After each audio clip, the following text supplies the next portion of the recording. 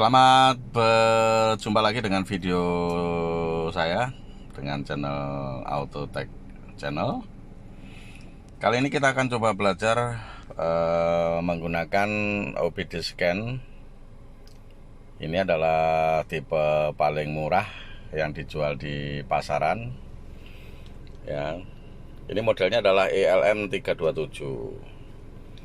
Alat ini berfungsi sebagai diagnosis apabila pada kendaraan terjadi gangguan pada sistem atau pada sensor.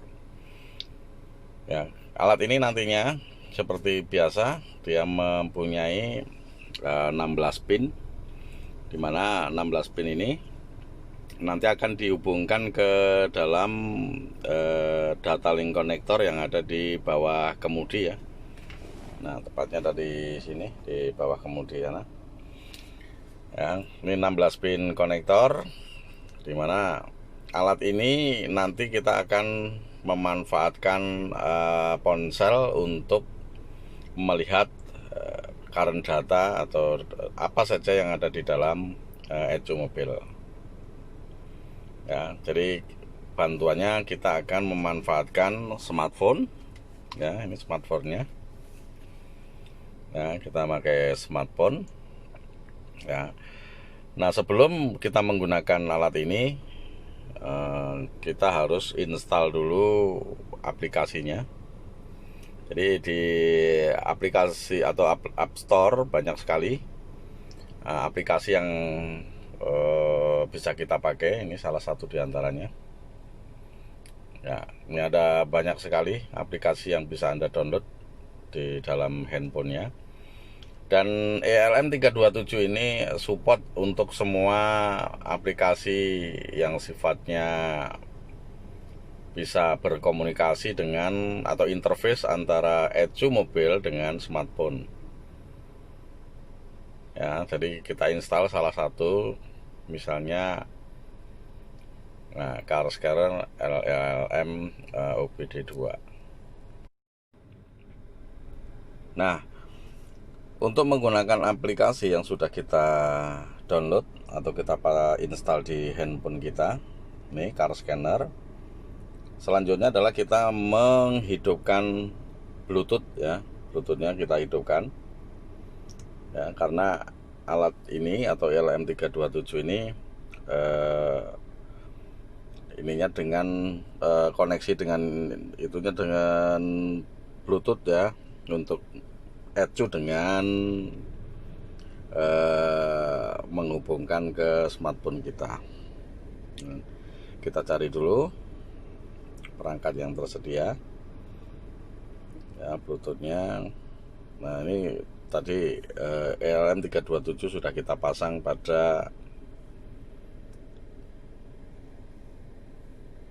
kendaraan. Nah, ini kita lihat ada OBD2 ya, OBD2 kita hubungkan.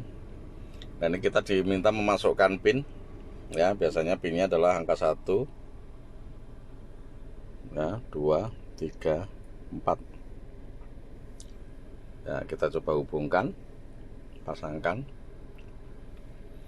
ya. Kita tunggu apakah OBD nya ini bisa terhubung. Nah, setelah berhasil menginstal, nanti akan muncul seperti ini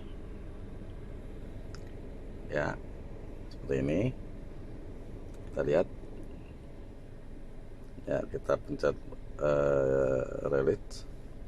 Nah, di sini kita tinggal menghubungkan dengan cara memencet connect ya. Ya, dengan hubungannya menggunakan Bluetooth ya, menggunakan Bluetooth. Kemudian kita pencet next. Nah, setelah aplikasi terinstall pada handphone kita, kita lihat ini ada menunya, ada dashboard, live data, all sensor, diagnostik, trouble code, freeze frame, notification, dan lain-lain. Ini kita lihat warnanya masih hitam ya, warnanya masih hitam. Nah, kemudian di bagian bawah ada connect, berarti kita harus menghubungkan antara handphone ini dengan ECU.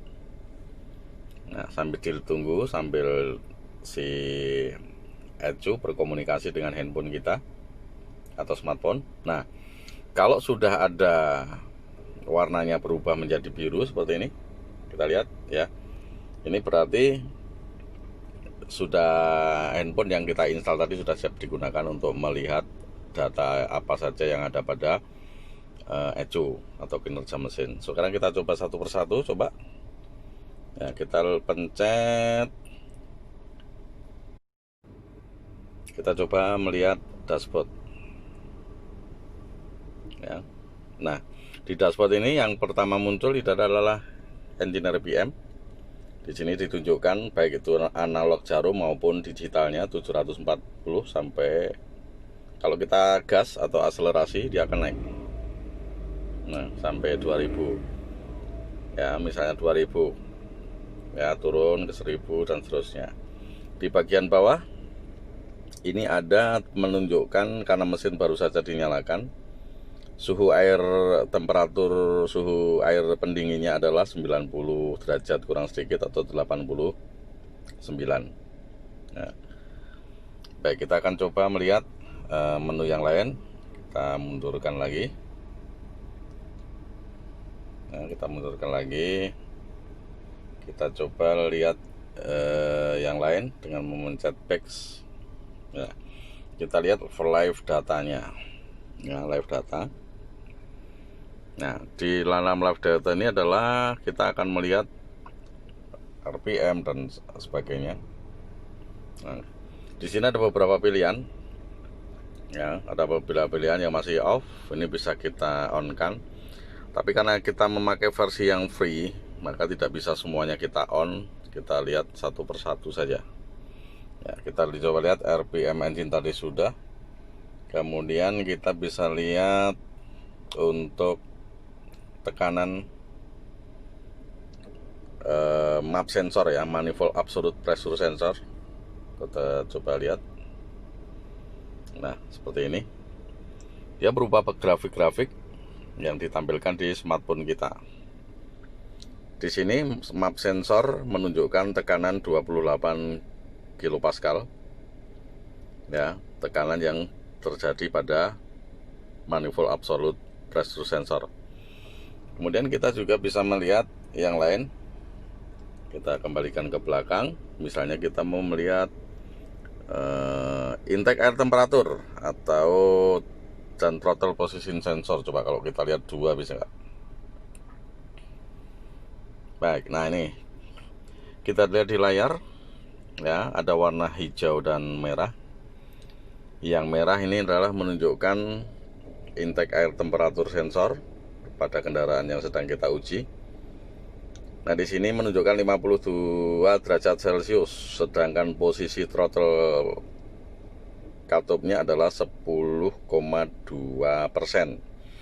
Nah, untuk melihat perbedaannya, kita akan melakukan akselerasi ya, untuk melihat throttle position sensor. Saya injak sedikit gasnya. Nah, ada peningkatan.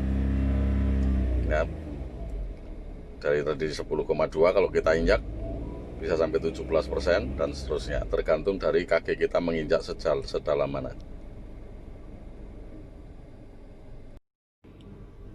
Aplikasi ini memiliki menu yang sangat banyak, sekitar 90-an menu. Kita lihat ini ya, tapi kita harus bisa melihatnya satu-satu.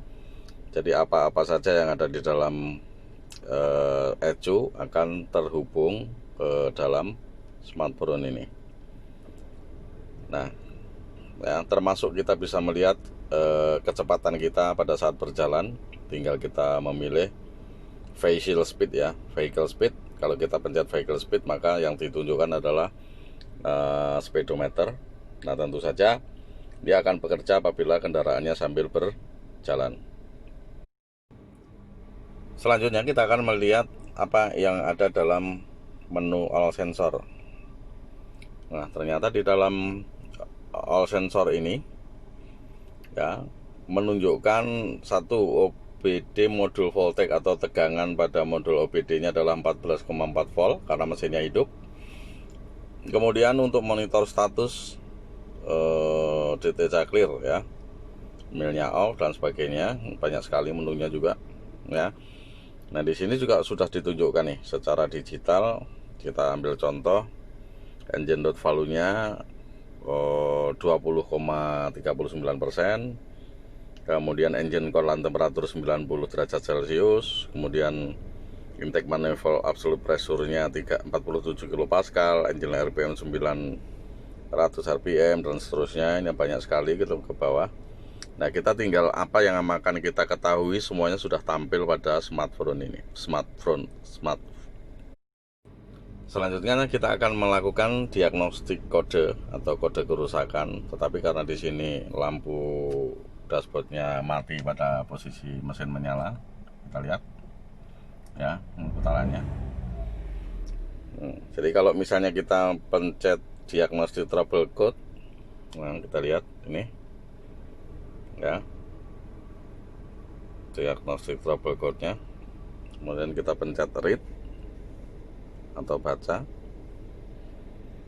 ya, ada 131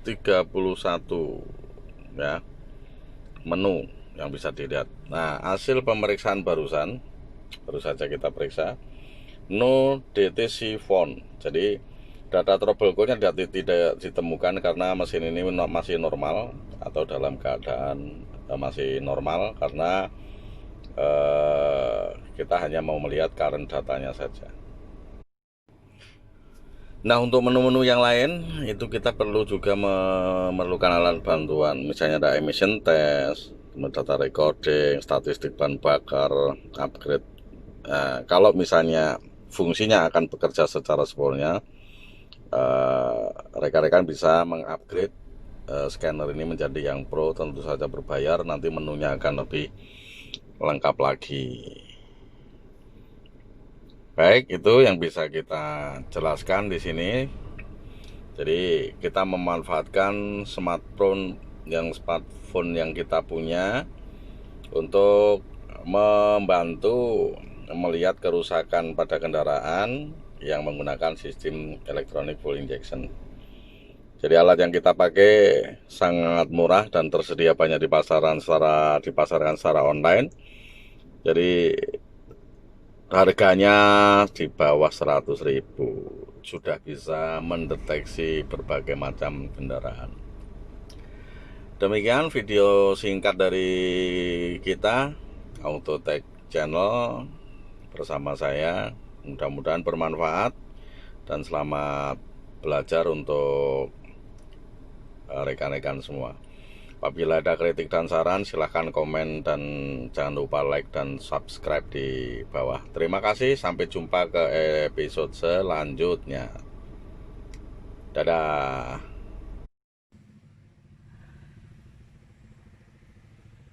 Baik, selamat datang di channel YouTube saya, Autotech Channel. Hari ini kita akan mempelajari mengenai penggunaan OBD2 scan ELM 2327 untuk mendiagnosa kerusakan pada sistem sensor. Pertama-tama kita nyalakan kunci kotak.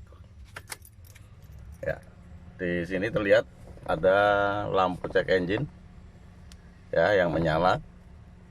Nah, lampu cek engine ini menyala. Nanti kalau mesin kita hidupkan, maka posisi lampu harus mati. Kita hidupkan mesinnya. Nah, kita lihat putaran RPM naik, tetapi lampu masih dalam keadaan menyala. Itu tandanya ada sedikit atau satu atau dua kesalahan atau kerusakan yang terjadi pada sensor sistem electronic fuel injection. Selanjutnya kita akan menggunakan car scanner ELM OBD2 dengan bantuan smartphone untuk mendeteksi apa saja yang gangguan yang terjadi pada mesin yang kita barusan lihat. Kita buka. Ya, di sini belum aktif karena ininya belum di connect ya. Smartphone dengan itunya kita pencet connect. sampai semua menunya nanti berubah, berarti berubah menjadi berwarna biru. Ini sedang melakukan. Nah, ini sudah kita lihat bahwa semua menu yang ada di ELM ini sudah berubah menjadi biru. Nah, karena tadi dilihat di sana, ini mesinnya masih nyala ya, mesinnya masih menyala. Ternyata lampu cek engine-nya masih menyala. Nah, kita akan lihat apa penyebab dari menyalanya engine. Kita melihat menggunakan diagnostis trouble. Ya, kita itu lagi read atau baca. Nah, ini sedang melakukan komunikasi antara ECU dengan handphone. Nah, ini kita lihat di sini terdeteksi ada kode P0118, status terkonfirmasi dari pembacaan OBD scan 327 ini. Maka di sini terjadi gangguan pada engine kolan temperatur sensor, ya, atau sensor air pendingin pada mesin, ya. Kalau di Toyota, engine kolan temperatur sensor sirkuitnya atau high outputnya terjadi kesalahan. Nah, sekarang saya sudah tahu mana yang harus kita perbaiki. Maka selanjutnya kita akan perbaiki menggunakan atau melihat di dalam ruang mesin. Pada pemeriksaan menggunakan scan tool OBD tadi, diketahui kode P0118 itu artinya engine temperatur kolannya bermasalah. Nah, sensornya terletak mendekat dengan selang air pendingin. Nah, ini kita perbaiki.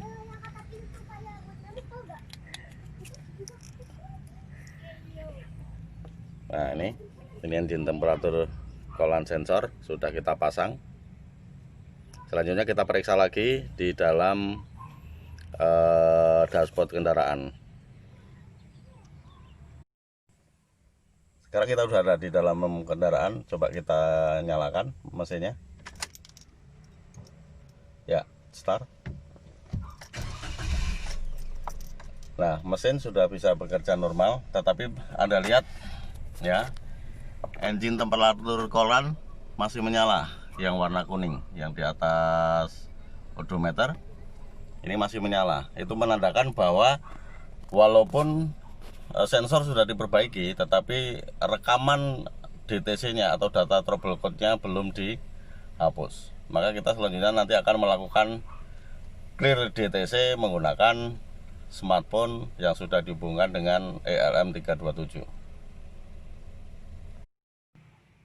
Baik, sekarang kita akan melakukan clear data dari kesalahan dari P0118.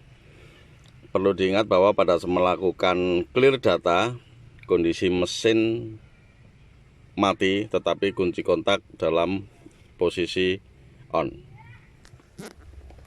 On, kunci kontaknya. Nah, kita biarkan on seperti itu. Selanjutnya kita akan melakukan clear data dengan memencet clear. Ya. Di sini sudah ada ketentuan DTC clearing option, ya.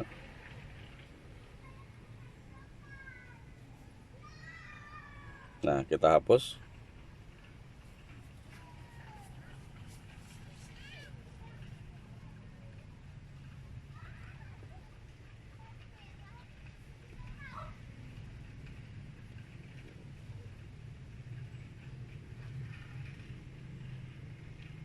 Nah, kalau penghapusan data trouble code berhasil, nanti di layar akan timbul atau ditampilkan tulisan DTC clearing complete.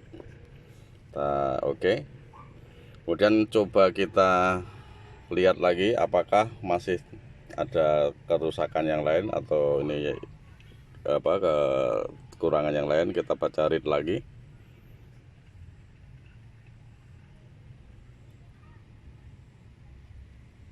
Nah, di sini sudah menunjukkan no DTC found, artinya tidak ada trouble code yang ditemukan.